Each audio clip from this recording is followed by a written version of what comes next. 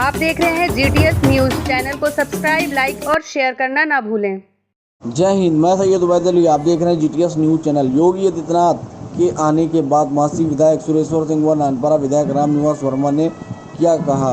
आज दिनांक 15/9/2024 को सिसैया चूड़ामणि ब्लॉक मासी में माननीय मुख्यमंत्री योगी आदित्यनाथ का आगमन हुआ, जहां मुख्यमंत्री योगी जी द्वारा सभी पीड़ित परिवारों के पास जाकर मुलाकात की, हर संभव मदद करने को कहा है।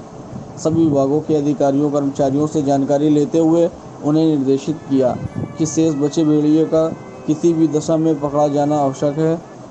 पकड़ने में हर संभव प्रयास विफल होना देखकर अंत की दशा में जान से मारने के लिए गोली मारने का आदेश भी दे दिया है।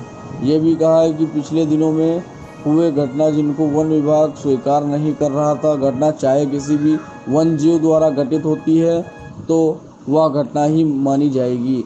पीड़िता को हर संभव में मदद मिलनी चाहिए।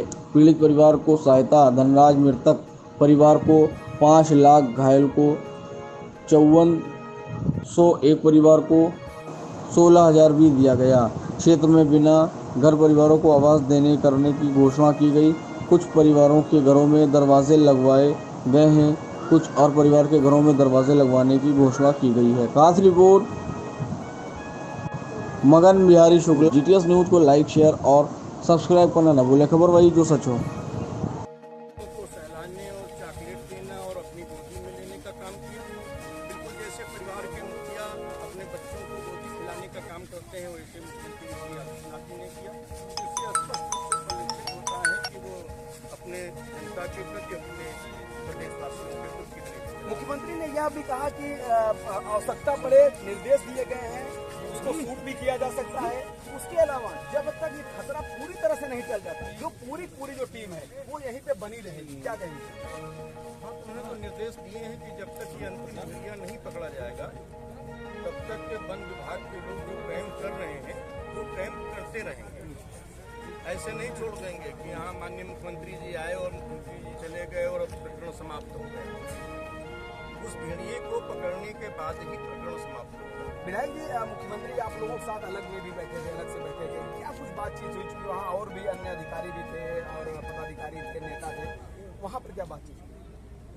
बस एक ही बात है, जो बाहर बात थी वही अंदर बात थी कि उसको प्रत्येक दशा में किसी भी परिस्थिति में पकड़ना है और अगर किसी कारण से पकड़ नहीं पाए तो अंतिम विकल्प हमारे पास बचेगा तो उसको मात्रा ही है।